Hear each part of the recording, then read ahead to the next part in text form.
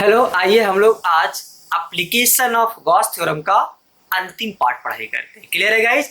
हम लोग पिछला पार्ट में हम लोग डिस्कस किए थे electric field due to a spherical shell. Clear हो गया?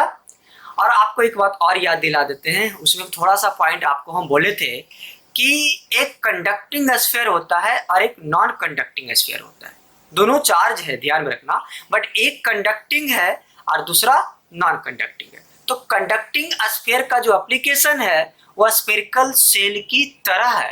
मतलब अगर हम स्फेरिकल सेल पढ़ाई कर चुके हैं, जो ऑलरेडी हम लोग पढ़ चुके हैं, उसके जैसा ही होने वाला है कंडक्टिंग स्फीयर का पार्ट। क्लियर हो गया? तो कंडक्टिंग स्फीयर का पार्ट हम यहाँ पे डिस्कस नहीं करेंगे, वो सेम एज है स्फेरिकल सेल, और स्फेरिकल सेल के बारे में ऑलरेडी हम लोग पढ़ाई कर चुके हैं। क्लियर हो गया? तो जो आज हम लोग जो सीखेंगे वो बहुत ही इंटरेस्टिंग भी है, मजेदार है, मजा आने वाला है। डोंट वरी, इजी है। क्लियर है गाइस? अब पढ़ाई करोगे ना तो सब कुछ आसान होता है। आप लोग पढ़ाई नहीं करते हो, कुछ लोग पढ़ाई कर रहे हैं और कुछ लोग पढ़ाई नहीं कर रहे हैं।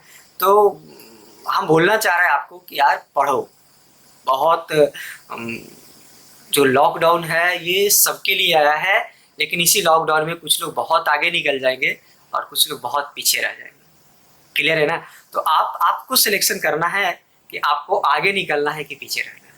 ये आप पे डिपेंड करता है, ये टीचर पे डिपेंड नहीं कर रहा है। देखो, टीचर तो कोशिश कर रहा है कि आप पढ़ाई कीजिए, आप घर पे पढ़ाई कीजिए, पूछिए, लेकिन ऐसा कोई रिस्पांस बहुत कम मिल रहा है।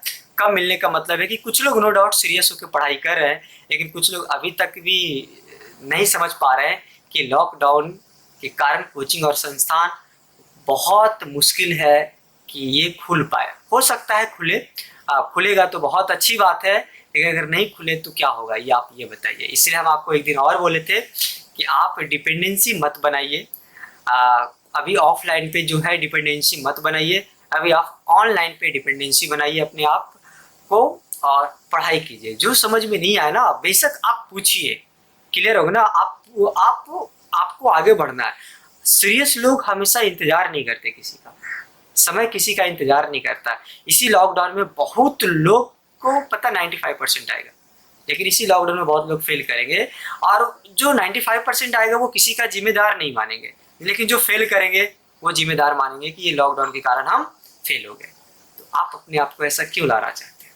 आप अपने आप से सवाल कीजिए, एक बार कम से कम खुद से एक बार सवाल कीजिए कि क्या हम इस लॉकडाउन के कारण नहीं पढ़ पाए? नहीं, आपको ऐसा नहीं करना। आपको पढ़ाई करना है, अच्छा पढ़ाई करना है, और एकदम इंटरेस्टिंग के साथ हंसते खेलते पढ़ाई कीजिए। एकदम कोई सीरियस नहीं झलकना चाहिए, यार लॉकडाउन है तो क्या होगा, नहीं, ऐसा नहीं। एकदम फिजिक्स केमिस्ट्री मैथ या फिजिक्स केमिस्ट्री बायोलॉजी जिनका जिनका जो सब्जेक्ट है, और बहुत प्लेटफॉर्म है यूट्यूब पे, बहुत सारे चैनल है, आप देखिए। क्लियर हो गया? जो पसंद आए वही आप लेना स्टार्ट कीजिए। मतलब ये जरूरी नहीं है कि हम ही, मतलब कि मेरा ही चैनल आपको देखना है। इट इज नॉट नेसेसिटी कि आपको देखना है। मतलब नेसेसिटी ये बन जाता है कि जहां आपको अच्छा मिले आप वहां देखिए। गलती नहीं करना, आपका लाइफ आपका ही है, किसी और का नहीं है। आप किसी और के हाथ में मत थमाइए किसी का लाइफ। तो ध्यान में रखो ये सब बातें। क्लियर हो गया?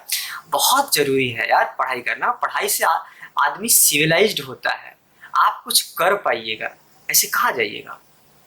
समझ में आ रहा है ना हम क्या करना चाह रहे हैं? अगर जिंदगी में हासिल करना है तो पढ़ाई को आपको लाइफ बनाना होगा, पढ़ाई को आपको जीवन में उतारना होगा, तभी आप आगे का पढ़ाई फर्दर कर पाइएगा। विदाउट ट्वेल्थ आप कहाँ जा पाइएगा? कोई कॉलेज एडमिशन नहीं लेगा, कहीं पे भी कुछ नहीं होने वाला। इसलिए आपको पढ़ाई करना जरूरी है। और एटलीस्ट आप जब आप ट्वेल्थ पढ़ाई कर रहे हो, टाइम लगा रहे हो, तो लगाओ ना, फिर बच्चे से टाइम लगाओ। आप 95% के बारे में क्यों नहीं सोच रहे हो? आप 90% के बारे में क्यों नहीं सोच रहे हो? आप सोचो, आएगा। 100% आता है। बहुत ऐसे लोग हैं जो यूट्यूब से IIT पास करते हैं भाई, बहुत ऐसे लोग हैं जो यूट्यूब से बहुत अच्छे परसेंटेज लाते हैं। तो सो किसी को ब्लेम मत डालिए, आप लॉकडाउन का ब्लेम मत डालिए। समझ में आ रहा है ना? इसी लॉकडाउन में बहुत लोग अच्छे पढ़ाई कर रहे हैं। क्लियर है गाइस? तो आप लोग बहुत अच्छे लोग हैं, सीरियस लोग हैं, और सीरियस लोग कभी अपने टाइम को बर्बाद नहीं करते। क्लियर है गाइस? मान लो फिजिक्स का वीडियो अगर लेट होता है आने में तो कोई बात नहीं है, केमिस्ट्री है, आप केमिस्ट्री में किसी चैनल को रिकमेंड कर लो, आप उसको पढ़ाई कीजिए। बायोलॉजी है तो किसी चैनल को रिकमेंड कर लो, पढ़ाई करो, कोई दिक्कत नहीं है उससे। क्लियर हो गया आपको? आपको मैथ का कोई चैनल रिकमेंड कर लीजिए। ऐसे हम आपको चैनल का नाम तो आपको ऑलरेडी बता ही चुके हैं, आप उस चैनल को देखिए। सर भी कंटिन्यू वीडियो डालना स्टार्ट कर दिए हैं, तो आप पढ़ाई कीजिए, कोई दिक्कत नहीं। और कोई दिक्कत हो तो बेशक पूछिए। क्लियर है गाइस? सो ज़्यादा देर नहीं करते हैं और हम लोग स्टार्ट करते हैं आज एप्लीकेशन का। गॉस लॉ के एप्लीकेशन जो है वो पार्ट 4 और अंतिम पार्ट डिस्कस करते हैं। और इसके बाद जो हम लोग अगला जो लेक्चर हम लोग जो बनने वाला है, जो अपलोड होगा, जो लाइव होगा, वो होगा आपका न्यूमेरिकल, जो प्रीवियस ईयर पेपर में पूछ चुके हैं। हम लोग वही न्यूमेरिकल करेंगे जो ऑलरेडी एग्जामिनेशन में आ चुका है। मतलब वो न्यूमेरिकल नहीं लेंगे हम लोग न्यूमेरिकल कुछ अच्छे ढंग का, और जो प्रीवियस ईयर पेपर में सीबीएसई में या बिहार बोर्ड में ऑलरेडी क्वेश्चन आ चुका है, उसी बेस पे न्यूमेरिकल हम लोग करने वाले। क्लियर है गाइस? सो आप लोग हेडिंग लिखें, electric field due to non conducting sphere. Clear है? तो हम लोग हेडिंग लिखते हैं, क्या हेडिंग लिखेंगे? Electric field due to non conducting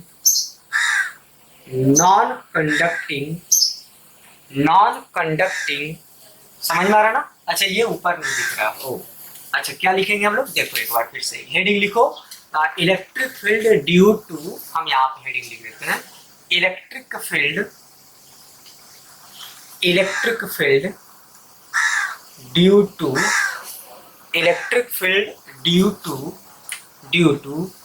non conducting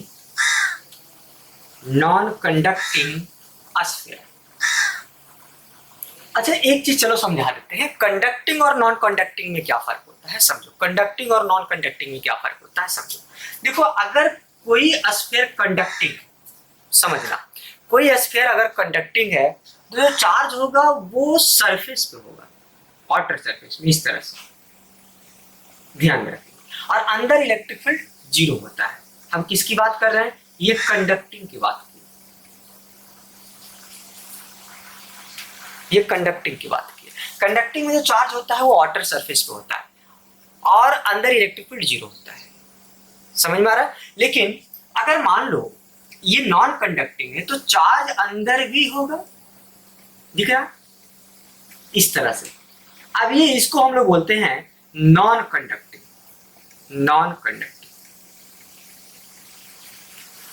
समझ में आ रहा है? और नॉन कंडक्टिंग में इलेक्ट्रिक फील्ड कभी अंदर 0, इनसाइड नहीं होता है। मतलब इनसाइड यहां पे 0 नहीं होने वाला है, दिख रहा है? समझ में आ रहा है ना? तो ये this is the basic difference between conducting and non conducting. तो ध्यान में रखना है कि हम कंडक्टिंग किसको बोलेंगे और नॉन कंडक्टिंग बोलेंगे। कंडक्टिंग उसको बोल रहे हैं हम लोग कि अंदर इलेक्ट्रिक फील्ड 0 होता है और चार्ज जो होता है वो स्प्रेड कर जाता है वाटर सरफेस में। यहां तक क्लियर है? और अगर चार्ज इनसाइड और आउटसाइड दोनों है तो अंदर इलेक्ट्रिक फील्ड 0 नहीं होता है। समझ में आ रहा है ना? और उसको नॉन कंडक्टिंग बोलते हैं। होप क्लियर हुआ आपको? समझ में आया ना? तो दिस इज द, हम अगर इस टर्म को अच्छे ढंग से डिफाइन करें कि व्हाट इज कंडक्टिंग स्फीयर और what is non conducting sphere, तो कंडक्टिंग स्फीयर का मतलब आप समझाएंगे कि अगर कंडक्टिंग स्फीयर चार्ज है तो अंदर इलेक्ट्रिक फील्ड नहीं होता है, लेकिन अगर नॉन कंडक्टिंग स्फीयर चार्ज है तो अंदर इलेक्ट्रिक फील्ड होगा। क्यों होगा? तो बोलेंगे कि अंदर और बाहर दोनों में मतलब कि चार्ज होता है नॉन कंडक्टिंग में, जबकि अगर कंडक्टिंग होता है तो सिर्फ वाटर सरफेस में चार्ज होता है और अंदर इलेक्ट्रिक फील्ड चार्ज होता है बट 0 हो जाता है। समझ में आ रहा ना? तो ये अंदर इलेक्ट्रिक फील्ड 0 हो जाता है। क्लियर हो गया गाइज? तो हम लोग आज अब इसके बारे में अगर हम बात करें, कंडक्टिंग के बारे में बात करें, तो ये जो same as the spherical shell, ये किसके जैसा है? ये स्फेरिकल सेल के जैसा है। और स्फेरिकल सेल तो ऑलरेडी हम लोग पढ़ चुके हैं। ये किसके जैसा है? स्फेरिकल सेल के जैसा है, बट ये स्फेरिकल सेल के जैसा नहीं है। मतलब है कुछ पोर्शन तक है और कुछ पोर्शन तक नहीं, इसमें अंदर भी निकलेगा और स्फेरिकल सेल में अंदर नहीं निकालते थे। यहाँ तक क्लियर है गाइज? मतलब यहाँ तक आपको समझ में आया? तो इसका ये हम स्टडी नहीं करेंगे क्योंकि ये तो ऑलरेडी हम लोग पढ़ चुके हैं। तो हम लोग आज क्या स्टडी करेंगे? नॉन कंडक्टिंग, जिसमें इनसाइड भी निकलेगा, आउटसाइड भी निकलेगा और ऑन द सरफेस भी निकलेगा। मतलब यहाँ पे भी हम लोग 3 केस पढ़ेंगे। क्या पढ़ेंगे, आउटसाइड द स्फीयर पढ़ेंगे, इनसाइड द स्फीयर पढ़ेंगे, और क्या पढ़ेंगे हम लोग, on the surface of sphere पढ़ेंगे। क्या क्या बात है, ये समझ में आया आपको? फिर से एक बार हम आपको बोलते हैं, इनसाइड आउटसाइड, समझ में आ रहा है ना, इनसाइड भी पढ़ेंगे, आउटसाइड भी पढ़ेंगे, और ऑन द सरफेस पे भी पढ़ेंगे। क्लियर है गाइज? सो हम लोग आप कॉपी कर लीजिए इसको, थोड़ा सा इसको ध्यान में रखना है, इसलिए हम इस सब पॉइंट को यहाँ पे लिख रहे हैं। लिखिए, आप कॉपी कर लीजिए और इसको हम लोग इरेज करते हैं।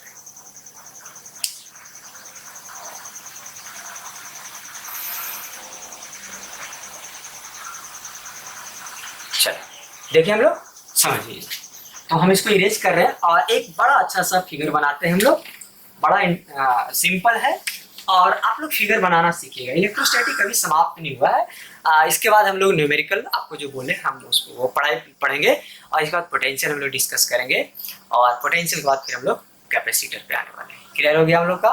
सो एक फिगर बनाते हैं हम लोग, बहुत सिंपल फिगर बनाते हैं। ये क्या है, एक नॉन कंडक्टिंग स्फीयर है। क्या है ये? नॉन कंडक्टिंग स्फीयर है। अच्छा, नॉन कंडक्टिंग स्फीयर है तो भाई अंदर बाहर तो सब चार्ज होने वाले, तो ये तो समझ में हम लोग को आ रहा है ना। मान लेते हैं टोटल चार्ज इस पे क्या है, क्यू दिख रहा है, देखो सब जगह चार्ज है ना। तो ध्यान रखना, ये क्या है, टोटल चार्ज क्या मान लिए, क्यू मान लिए। यहाँ तक तो दिक्कत नहीं होना चाहिए। चलो ये सेंटर है, तो हम क्या करते हैं, इसका रेडियस क्या मान लिए, कैपिटल आर।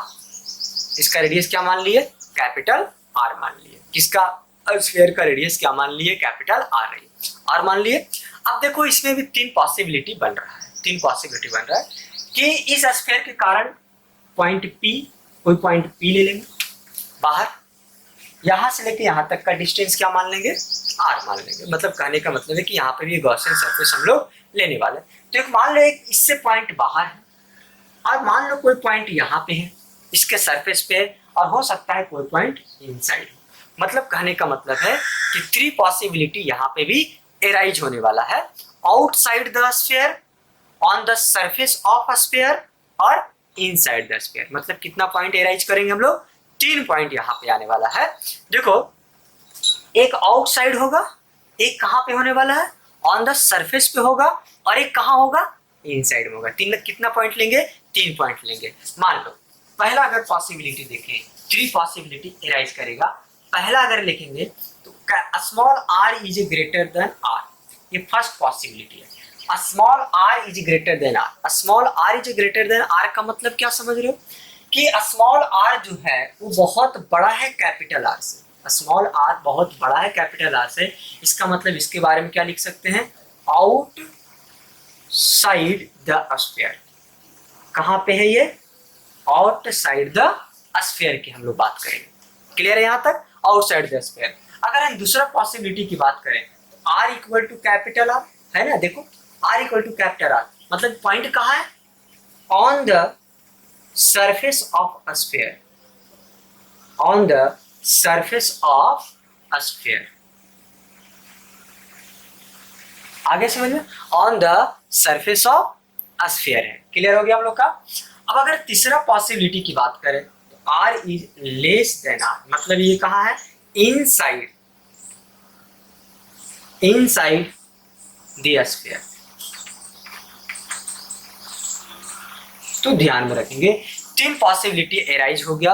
एक होगा आउटसाइड, पॉइंट जो है एक आउटसाइड होगा, एक पॉइंट जो होगा वो ऑन द सरफेस पे होगा, और एक पॉइंट क्या होने वाला है आपका, इनसाइड होने वाला है। क्लियर है गाइस? सो इसको आप पॉसिबिलिटी को कॉपी कर लीजिए। क्लियर है?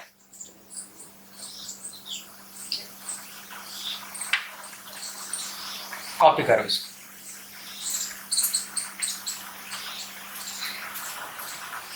आइए कॉपी कर लीजिए। तो आप लोग फर्स्ट हेडिंग लिख लो, r is greater than capital R। First heading क्या लिखेंगे, small r is greater than capital R।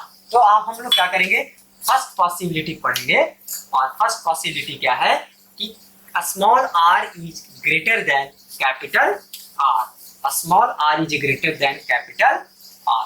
तो आप लोग फर्स्ट हेडिंग लिख लो, small r is greater than capital R। तो ध्यान में रखेंगे, this is the first possibility, small r is greater than capital R। तो कैसे कैसे क्या करेंगे समझिए।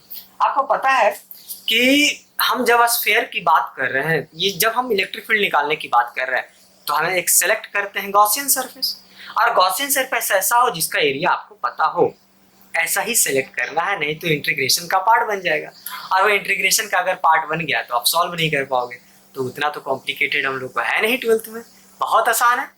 एक सिलिंड्रिकल हम लोग अभी तक देखे थे और एक स्फेरिकल देखे थे, दो ही तो गॉसियन सरफेस अभी तक देखे हम लोग। एक सिलिंड्रिकल कहाँ लेते थे, सिलिंड्रिकल आपको याद है, लाइन चार्ज, क्लियर होगा ना, लेंथ रहता था तो सिलिंड्रिकल ले लेते, प्लेन शीट था तो सिलिंड्रिकल था, और जब कोई स्फीयर है या स्फेरिकल सेल है तो क्या लेते थे हम लोग, बताओ। जब स्फेरिकल है तो एक स्फेरिकल गॉसियन सरफेस लेते थे। तो यहाँ पे क्या लेंगे, स्फेरिकल गॉसियन सरफेस, एक सेलेक्ट कर। चलो एक क्या करते हैं, एक सेलेक्ट करते हैं। ये क्या है, ये क्या है बताओ, ये एक है गॉसियन सरफेस। ये कौन सा सरफेस है, गॉसियन। इसको कौन सा सरफेस बोलेंगे, गॉसियन सरफेस बोलेंगे। अच्छा ये कैसा है, स्फेरिकल है। अच्छा ये गॉसियन सरफेस, इसको पूरी तरह से कंप्लीट क्या होना चाहिए, चार्ज को घेर, चार्ज को करना, इंक्लोज करना चाहिए। गॉसियन क्या बोलता है, गॉस थ्योरम तो यही बोलता है ना, चार्ज कितना इंक्लोज हुआ। अगर जितना चार्ज इंक्लोज होगा उतना ही फ्लक्स होने वाला, उससे ज्यादा तो फ्लक्स होगा नहीं।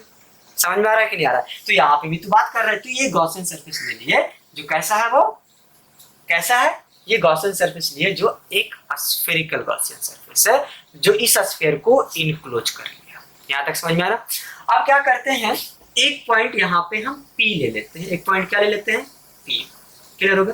तो यहाँ पे एक छोटा सा एक सरफेस ले लेते हैं DS, क्या ले लिए सरफेस, DS ले लिए, और यहाँ पे DS ले लिए, ध्यान देना ये DS ले लिए, और यहाँ पे इलेक्ट्रिक फील्ड किधर होगा, बाहर की तरफ होगा। प्लस के कारण इलेक्ट्रिक फील्ड किधर होता है, बाहर की तरफ होता है। तो मतलब इस पॉइंट पे इलेक्ट्रिक फील्ड बाहर है, हमको इलेक्ट्रिक फील्ड का मैग्नीट्यूड निकालना है।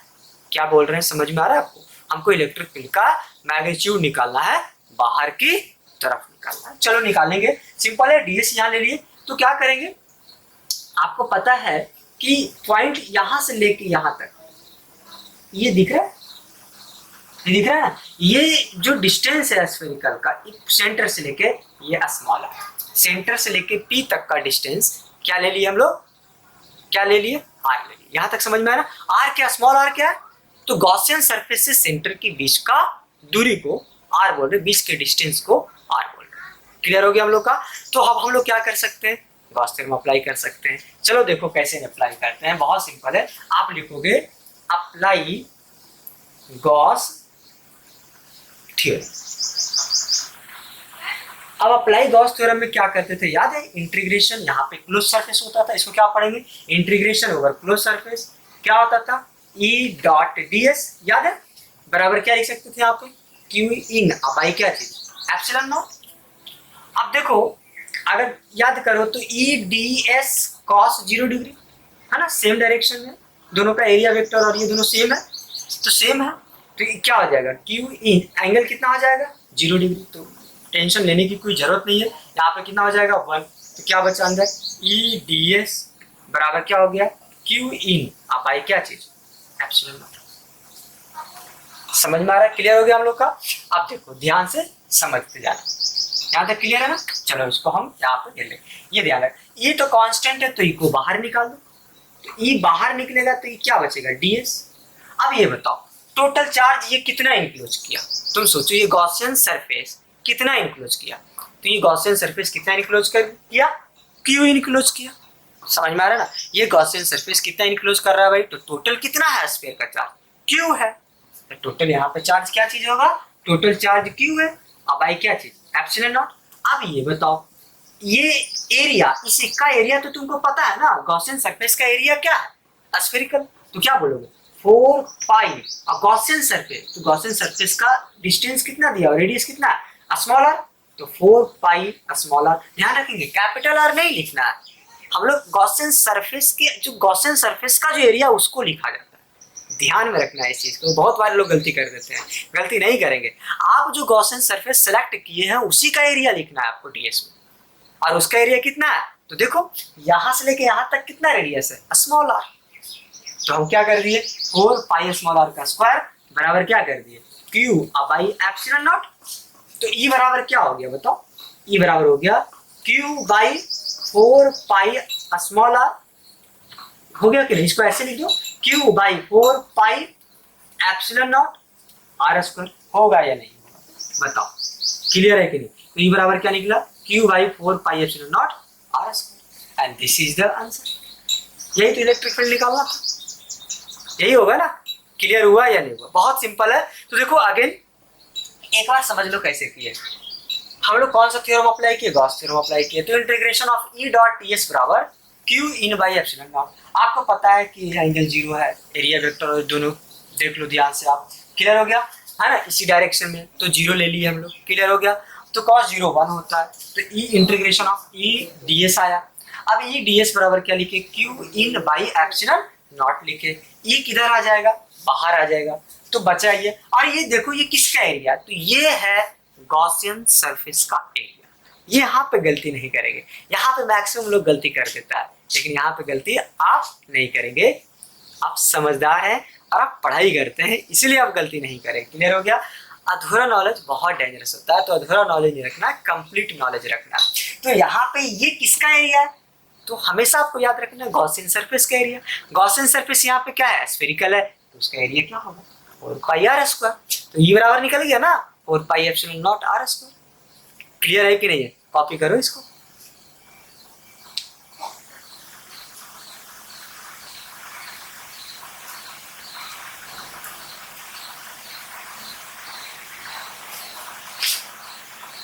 चलो कॉपी कर लिए, देखिए हम लोग आगे, चलो देखते हैं। अच्छा इसको बताओ, एक और बताते हैं, इसको ऐसे लिख सकते हैं कि नहीं लिख सकते हैं। देखो तो ई बराबर आया, देखो ध्यान से देखना, ई बराबर आया Q by 4 pi epsilon nought into R square. आपको पता है कि नहीं, इसको लिख सकते हैं के क्यू बाई स्मॉल आर।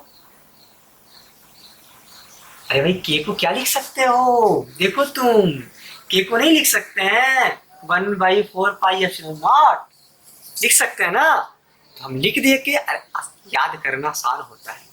आपको याद करना है भाई, स्फेरिकल के कारण स्फीयर में बाहर का जब पॉइंट कोई हो तो उसके कारण इलेक्ट्रिक फील्ड कितना होगा, तो आप बोलेंगे क्यों भाई यार स्मॉल आर, यानी जितना दूरी होगा सेंटर से बाहर का पॉइंट का उसको हम ले लेंगे, आंसर हो गया। तो बहुत सिंपल होता है, आप इसको लिख लीजिए। तो ध्यान रखना है ये बराबर ये सिंपल। क्लियर है ना, कैसे कैसे किए पता चल रहा है आपको। देखो यहाँ पे 1 बाई 4 पाई एप्सिलॉन नॉट को क्या मान लेंगे, के मान लेंगे, तो के लिख दिए। तो याद कर लेना, बाहर के कारण इलेक्ट्रिक फील्ड स्फीयर में K Q by small r, centre से जितना पॉइंट के बीच का दूरी होगा उसको ले लेंगे। कंप्लीट हो गया, क्लियर है। चलो कॉपी करो, इरेज करते हैं।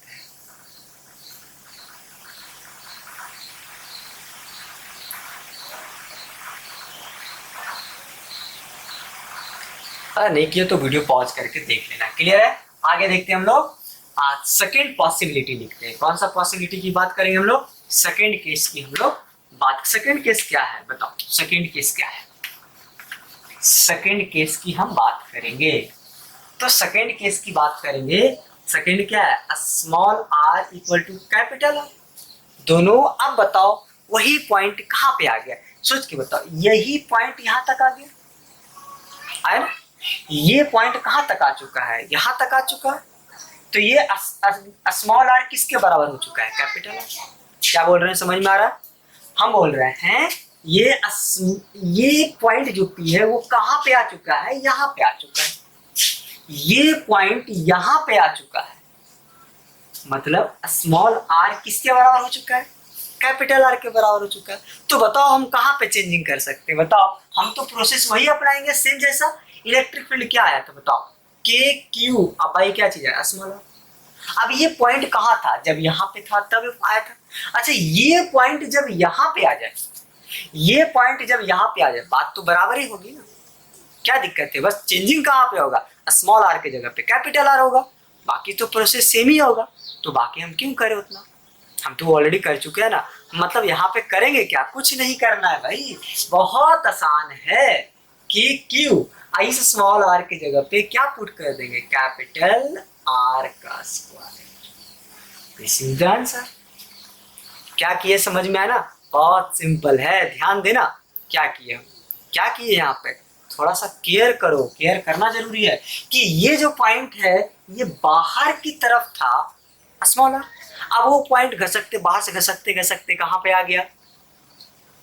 कहाँ पे आ गया? स्फीयर आ गया। कहाँ पे आ गया? सरफेस पे आ गया। अब सरफेस पे जब पॉइंट आ गया तो कैपिटल आर और स्मॉल आर दोनों क्या हो गया आपस में बराबर। प्रोसेस तो सेम ही होगा ना, integration of E dot ds equal to Q in by epsilon not. Q in तो चेंज नहीं हो रहा ना, वो तो वही है। गॉसियन सरफेस कहाँ पे इस बार बनेगा? उसी सरफेस पे गॉसियन सरफेस बन जाएगा। तो स्मॉल आर किसके बराबर हो गया? कैपिटल आर का। मतलब हम लोग कुछ नहीं करेंगे, हम लोग फॉर्मूला में सिर्फ एक थोड़ा सा चेंजिंग कर दिए, स्मॉल आर की जगह पे कैपिटल आर बन गया ना। समझ में आ रहा है ना? इजी है, सिंपल है। चलो यहाँ तक कॉपी करो और रट लेना। अब आपको याद रखना है आउटसाइड द पॉइंट क्या होगा? के क्यू बाई स्मॉल आर। जितना सेंटर से दूरी होगा, जितना सेंटर से डिस्टेंस होगा उतना लिखेंगे हम। अब कहाँ पे लेके आ गए भाई? हम कहाँ पे लेके आ गए? सरफेस पे लेके आ गए। दोनों बराबर हो गया, हम उतना नहीं करेंगे, उस स्मॉल आर की जगह पे कैपिटल आर पुट कर देंगे। अच्छा आपसे पूछेगा गॉसियन सरफेस कहाँ पे होगा? आप बोलेंगे उसी सरफेस पे होगा। कौन सरफेस पे? स्फीयर का जो सरफेस होगा उसी पे हम ड्रॉ कर देंगे एकदम। कैपिटल आर और स्मॉल आर के बराबर हो जाएगा गॉसियन सरफेस, कोई दिक्कत नहीं है। बाहर बाहर तो बने भी किए हम लोग, बाहर तो बना ही है, लेकिन जब अंदर घुसे, अंदर तो घुसे नहीं सरफेस पे, अब अंदर घुसेंगे। देखो नेक्स्ट नेक्स्ट लिखो, ई बराबर क्या है? के क्यू बाई स्मॉल आर। चलो अब हम लोग कहाँ घुसते हैं? अंदर की तरफ घुसते हैं। तो तीसरा पॉसिबिलिटी आप लोग लिख लो, R is less than capital R. R is less than capital R के बारे में हम लोग क्या करें? देखते हैं। चलो देखो आप बताओ तुम लोग। चलो इसको इरेज करते हैं। ये पॉइंट बाहर की तरफ है, तो ये गॉसियन सरफेस को क्या किए? इरेज कर। चलो देखना ध्यान से, है ना। अब जो पॉइंट है, तुम बताओ, आप बताओ, अब जो पॉइंट है कहाँ पे लेंगे? पॉइंट कहाँ पे लेंगे? अब हम लोग इनसाइड लेंगे। चलो यहाँ पे कोई एक पॉइंट ले लेते हैं, पी पॉइंट ले लो यहाँ। अच्छा इस पॉइंट पे लेना है। आपको पता है निकालने के लिए गॉसियन सरफेस बनाना होगा, तो गॉसियन सरफेस एक ड्रॉ कर। ये दिख रहा है? देखो हम डार्क बना रहे हैं, ध्यान से देखना। This is the Gaussian surface. और यहाँ पे क्या किए? एक डीएस ले ले। और यहाँ पे इलेक्ट्रिक फील्ड किधर? बाहर की तरफ होगा कि नहीं? है ना? देखो यहाँ पे, और ये डीएस ले लिए, बस हो गया। अब ध्यान दो, यहाँ से लेके यहाँ तक का डिस्टेंस स्मॉल आर, यही ना पॉइंट पी है। तो इसी पॉइंट पी पे हम इलेक्ट्रिक फील्ड निकालना चाहते हैं इनसाइड। अभी क्या पढ़ रहे हैं? आउटसाइड। इसके बाद ऑन द सरफेस। और अभी क्या देखेंगे कि अब हम अंदर। अच्छा अंदर क्यों आए? अंदर इलेक्ट्रिक फील्ड जीरो नहीं है क्योंकि नॉन कंडक्टिंग स्फीयर है, तो अंदर भी चार्ज है। और अगर आपको पता है कि अंदर अगर चार्ज है तो इलेक्ट्रिक फील्ड तो होगा ही होगा। समझ में आ रहा है ना? चार्ज है तो इलेक्ट्रिक फील्ड होगा। और वो इलेक्ट्रिक फील्ड कैसे कैलकुलेट करेंगे? गॉसियन सरफेस के सहारे। और गॉसियन सरफेस कैसा? हमको ऐसा चुनना है ताकि वो चार्ज को इनक्लोज कर ले। तो भाई हम क्या किए? इस चार्ज को इनक्लोज किया। अच्छा ये बताओ टोटल चार्ज क्यू था, क्या चार्ज में डिफरेंस होगा? अब जितना गॉसियन सरफेस होगा उतना ही चार्ज इनक्लोज करेगा। तो ये जो चार्ज इनक्लोज किया हम इसको बोल रहे हैं क्यू डैश। ये जो चार्ज इनक्लोज किया, ये कौन क्यू डैश इनक्लोज किया? गॉसियन सरफेस कितना चार्ज इनक्लोज करेगा? तो पूरा गॉसियन सरफेस जब हम फर्स्ट में बनाए थे बाहर तो पूरा कर लिया, लेकिन अंदर बनाए तो कुछ ही पार्ट ने चार्ज को इनक्लोज किया। वो कितना पार्ट चार्ज को इनक्लोज किया? कितना चार्ज को इनक्लोज किया? अगर ये निकाल लिए तो आंसर आ गया। चलो देखते हैं, निकालते हैं। पहले तो अप्लाई करो, apply Gauss theorem. Apply Gauss theorem, integration ई डॉट ds बराबर Q in by epsilon not. ध्यान से समझना, समझने की चीज है। इसको लिख सकते हैं ई डी एस कॉस 0 डिग्री बराबर क्यू इन। आप बताओ क्यू इन कितना, क्यू इन कितना है तो कितना इनक्लोज किया क्यू डैश, यहाँ पे क्या लिख लेंगे Q dash by epsilon not. समझ में आ रहा ना, कितना इनक्लोज किया तो भाई क्यू कितना, वो अंदर कितना पार्ट, भाई कुछ ही पार्ट किया ना तो क्यू डैश कर लिया इक्वल 0। हम इसको ऐसे लिख सकते हैं इंटीग्रेशन ई डी एस बराबर क्यू डैश। अब सवाल है क्यू डैश कितना, क्यू डैश कितना, तो निकालने के लिए सिखाते हैं क्यू डैश कैसे निकलता, सीख लेना। मैग्नेटिज्म में भी काम, बहुत जगह काम आने वाला है ये चीज। क्लियर हो गया, तो सीखना कैसे है ध्यान दो। चलो हम यहाँ पे लिखें, ध्यान देना, हम क्यू डैश निकालना चाह रहे हैं तो क्यू डैश बराबर कैसे निकालेंगे समझो। क्यू डैश निकालने का सिंपल टेक्निक क्या है, पहले टोटल चार्ज देखो कितना, तो टोटल चार्ज है क्यू आ रहा है भाई, टोटल वॉल्यूम देखो स्फीयर का कितना है, स्फीयर पे टोटल चार्ज कितना है पहले उसको लिख लेना। क्लियर है, और टोटल वॉल्यूम देखो तो टोटल वॉल्यूम कितना होगा, आपको पता है स्फीयर का 4/3 पाई आर क्यू। ये क्या है total charge by total volume किसका, स्फीयर का। यहां तक समझ में आना, इनटू मल्टीप्लाई, जिस पार्ट में निकालना चाहते हो, जितना पार्ट चार्ज इंक्लूड किया उस पार्ट का वॉल्यूम निकालना है। क्या बोले फिर से, जिस पार्ट में जितना चार्ज है, जितना चार्ज इंक्लूड किया ये गॉसियन सर्कल, उसका वॉल्यूम लिख देना, बस आंसर आ गया। उसका वॉल्यूम क्या होगा तो 4/3 पाई स्मॉल आर की होगा। ये समझ में आ रहा है क्या बोले हम, total charge by total volume into part, कौन सा, जो जितना पार्ट चार्ज इंक्लूड किया उतना ही का वॉल्यूम चाहिए। निकाल दिए, सॉल्व कर लो क्यू डैश, तो ये से ये कैंसिल हो गया, क्या बचा Q into small r Q by capital R Q. इसका मतलब है क्यू डैश कितना आया, क्यू डैश ये निकालने नहीं आता लोगों का, हम निकालने के लिए सिखा दिया आपको। टोटल चार्ज स्फीयर का लिखना बाय टोटल वॉल्यूम, और जितना पार्ट में गॉसियन सरफेस है उसका वॉल्यूम लिख देना, आंसर आ गया। जितना पार्ट में चार्ज है उतना लिख देना, आंसर आ गया। क्या कर दिए, चलो पुट कर दो, क्या पुट करोगे क्यू स्मॉल आर क्यू, अब आई क्या है कैपिटल आर का क्यू कर दिए। ध्यान से देखो ये तो बाहर आ गया, ये डीएस है, और ये क्यू स्मॉल आर क्यू, अब आई क्या है कैपिटल आर क्यू।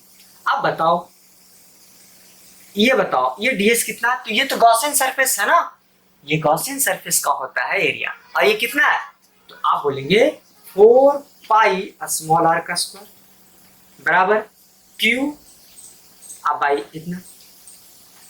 अच्छा इसको ऐसे कर दे स्मॉल आर इंटू, आइए क्यू है ना, कोई दिक्कत तो नहीं है, इसको ऐसे लिख सकते हैं, ये से ये कैंसिल हो गया, क्या बचा ये बराबर, बताओ ये बराबर आ गया।